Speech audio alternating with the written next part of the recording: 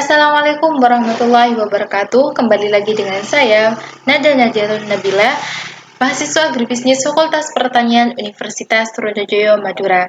Di sini saya akan menjelaskan hasil analisis saya di mana saya sudah menyiapkan sebuah PPT dengan judul Analisis preferensi konsumen terhadap pembelian jenis tas dengan menggunakan analisis korespondensi pada aplikasi SPSS. Nah, di sini saya sudah menyiapkan poin-poin yang sudah saya ambil dari mini riset saya. Yang pertama itu pendahuluan. Tas merupakan produk yang tidak hanya berfungsi sebagai alat penyimpan barang, tetapi juga bagian dari gaya hidup dan fashion. Konsumen memiliki preferensi yang berbeda dengan memilih jenis tas berdasarkan faktor-faktor seperti harga, kualitas, desain, kegunaan, dan bahan. Memahami preferensi konsumen ini penting bagi produsen dan pemasar untuk mengembangkan produk yang sesuai dengan kebutuhan pasar serta merancang strategi pemasaran yang efektif. Pentingnya topik ini mengetahui bahwa preferensi konsumen dapat memberikan wawasan mendalam mengenai faktor-faktor yang mempengaruhi keputusan pada pembelian jenis tas, seperti tas ransel, tas selempang, dan tote bag, dengan menggunakan atribut harga, kualitas, desain, fungsi, dan bahan. Pada penelitian ini, saya sebagai peneliti ingin mengetahui faktor apa saja yang menjadi minat dari konsumen untuk membeli dari jenis tas tersebut. Dengan penelitian ini juga diharapkan akan menghasilkan jawaban dari berbagai pertanyaan yang akan menjadi saran dan masukan bagi para penjual tas untuk pengembangan pemasarannya.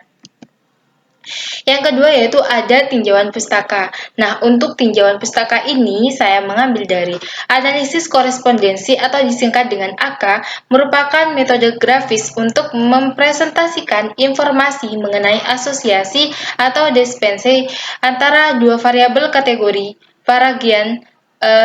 Saya mengambil dari referensi yang diambil dari penelitian Paragian tahun 2016. Dengan analisis korespondensi, kita dapat mengambil bahwa hubungan antara kategori variabel dalam ruang dua dimensi atau lebih, sehingga memudahkan interpretasi interaksi antara variabel. Nah, pada penelitian ini, metode dalam analisis korespondensi berupa 5. Yang pertama itu ada tabel kontingensi, kedua normalisasi data, ketiga perhitungan chi-square, yang keempat itu singular value decomposition atau yang disingkat dengan CVD, dan yang terakhir ada interpretasi peta korespondensi. Nah, dalam riset pemasaran, analisis korespondensi digunakan untuk memahami preferensi konsumen, segmentasi pasar, dan asosiasi antara atribut produk dan karakteristik konsumen.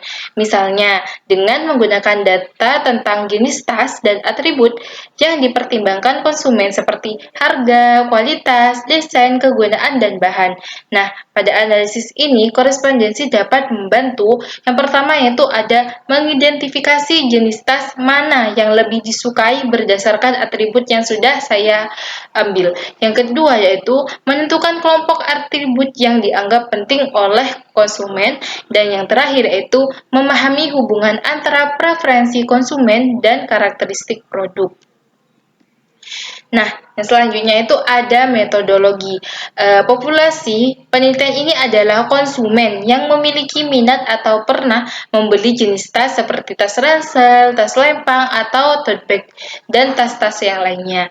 Nah, populasi pada penelitian yang saya teliti dapat mencakup individu dari berbagai kelompok usia yang masih menduduki kursi perkuliahan, tepatnya mahasiswa Universitas Trunojoyo Madura, dan rata-rata usia yang telah mengisi kuesioner yang saya sebarkan yaitu melalui media sosial dari rentan usia 18 tahun hingga 23 tahun.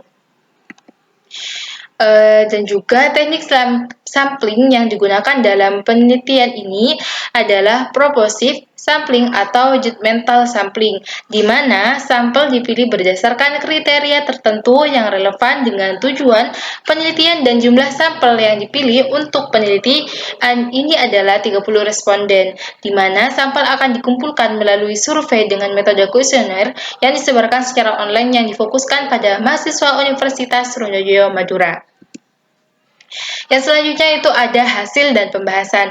Nah, untuk hasil dan pembahasan ini, data yang dihasilkan dari kuesioner mengenai preferensi konsumen terhadap pembelian berbasis jenis tas seperti tas ransel, tas lempang, dan tote bag berdasarkan atribut seperti harga, kualitas, desain, kegunaan, dan bahan. Itu ada 3. Yang pertama itu jenis tas. Nah, ada 3 jenis tas yang dipertimbangkan dalam penelitian yang saya ambil, yaitu tas ransel, tas lempang, dan tote bag. Yang kedua itu ada atribut preferensi. Nah, saya mengambil 5 atribut, di mana atribut yang saya gunakan yaitu seperti harga, kualitas, desain, kegunaan, dan bahan.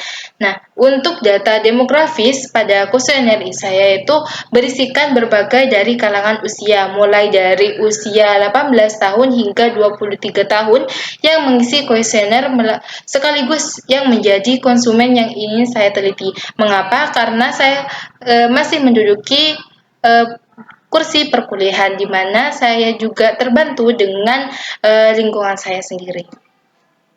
Nah, untuk hasil pembahasan itu yang pertama output yang dihasilkan itu ada koresponden table. Nah, bisa teman-teman lihat bahwa di sini ada 5 atribut dan 3 jenis tas.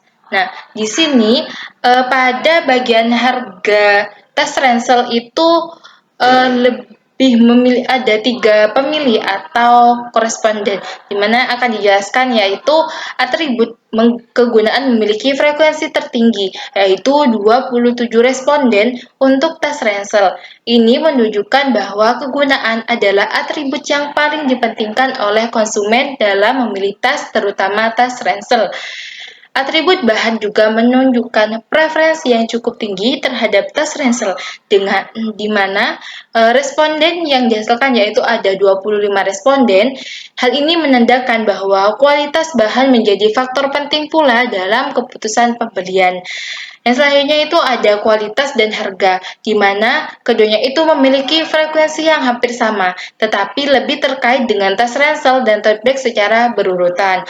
Nah, yang terakhir itu ada desain. Nah, desain adalah atribut dengan frekuensi terendah, di mana hal itu menunjukkan bahwa desain memiliki pengaruh yang lebih kecil dibandingkan atribut-atribut lainnya seperti kegunaan, bahan, dan juga kualitas dan harga. Nah, hasil pembahasan ini juga mengeluarkan output yaitu summary, di mana saya mengambil 2 tabel ya teman-teman. Yang kedua itu ada summary. Nah, untuk berdasarkan output yang dihasilkan pada tabel tersebut, dapat dilihat bahwa nilai chi-square sebesar 123,075 yang ada di sini ya, ada di kolom chi-square dengan nilai signifikan yaitu 0,000. Nah, jika nilai signifikan lebih kecil daripada 0,05, maka hal itu menunjukkan bahwa hubungan antara jenis tas dengan atribut, harga, kualitas, desain, kegunaan, dan bahan itu dinyatakan signifikan secara statistik. Dengan kata lain, terdapat korelasi yang signifikan antara preferensi konsumen terhadap jenis tas dan atribut yang dipilih. Nah, yang terakhir, yang selanjutnya itu ada kesimpulan. Nah, untuk kesimpulannya sendiri ini, penelitian ini menunjukkan bahwa preferensi konsumen terdapat jenis tas dipengaruhi oleh berbagai atribut seperti kegunaan, bahan, harga, kualitas, dan desain. Hasil analisis korespondensi mengungkapkan bahwa tas ransel paling disukai karena kegunaan dan bahan kualitasnya. Sementara tas lempang seperti menarik, bagi konsumen yang mementingkan desain. Nah, untuk tote bag sendiri itu dipilih karena harganya yang terjangkau, di mana harga tote bag yang kita ketahui bahwa bisa terjangkau ya teman-teman, lebih murah daripada harga dari tas ransel maupun tas yang lainnya.